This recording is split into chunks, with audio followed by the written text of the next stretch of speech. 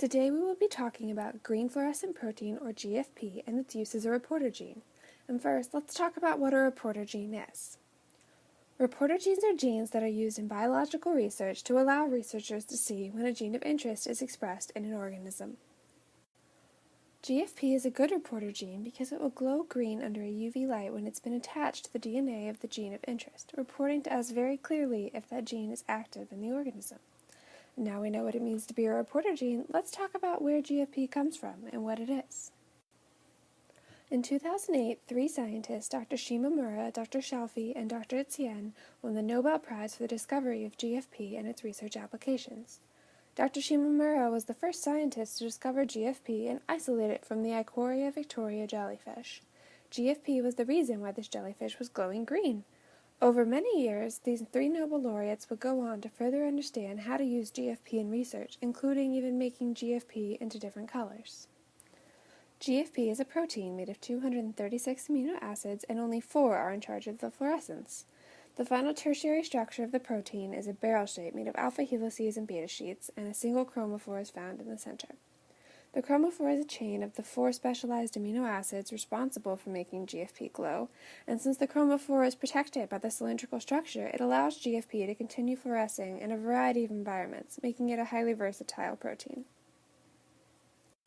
To use GFP as a reporter gene, a specific gene that is being studied is identified, and GFP is inserted into the DNA sequence and attached downstream to the promoter.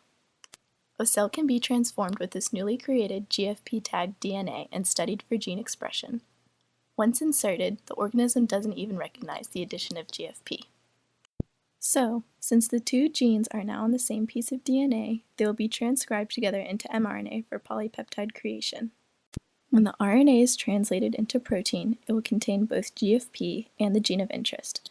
Therefore, detecting the presence of the gene would be simple because GFP is reporting it.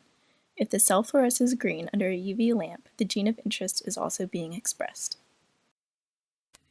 We know that GFP can be used to look at specific proteins. By including the gene for GFP inside the protein as it is made, researchers can see where and how the protein is made, where it goes in the cell, and how the cell uses it. GFP, along with other fluorescent proteins, have been used to tag the brains of mice, creating beautiful images sometimes referred to as brainbow. By illuminating the individual neurons in the brain, it has allowed researchers to map out the disorderly entangled array of cells. This has helped in the research of neurological disorders like Alzheimer's and Parkinson's disease by allowing scientists to see defects in the connections between neurons within the brain. GFP has also been used in cancer research. Mice are tagged with the GFP, and then human cancer cells that have been tagged with a red protein are implanted into the mice. This allows the cancer cells to be seen easily in the mice due to the contrasting colors, and allows researchers to track the cells as they metastasize or move through the body. It also allows them to see the growth of blood vessels in the tumors, called angiogenesis, which allows the tumors access to oxygen and nutrients.